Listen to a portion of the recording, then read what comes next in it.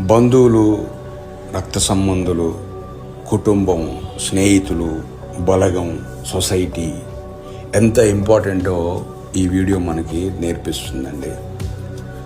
First time ఎగురుతూ ఉంది పక్షి, తన తల్లి దాన్ని ఫాలో అవుతూ ఉంది. దానికి తెలియదు దానికి ఎంతమంది శత్రువులు ఉన్నారు.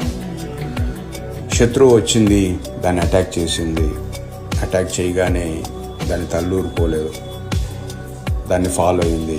ఇది చూసిన దానికి సంబంధించిన బలగం అంతా లేచింది. చూడండి, అందరూ ఫ్రెండ్స్, బంధువులు అందరు లేచి దాన్ని అటాక్ చేస్తూ ఉన్నాయి.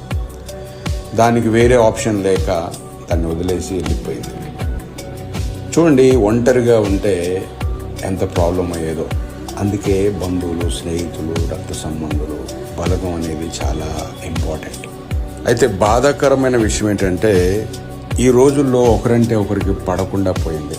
నేను గొప్ప అంటే నేను గొప్ప అనుకొని విడిపోయే స్థితికి వచ్చేసింది. ఎవరు ఎవరి మాట వినే స్థితిలో లేరు. ఎవరి స్వార్థం వాళ్ళది అయిపోయింది. ఎవరి బెనిఫిట్స్ వాళ్ళు చూసుకుంటా ఉన్నారు. అయితే ఇలాంటి మంచి సొసైటీ క్రియేట్ అవ్వాలని కోరుకుందాం.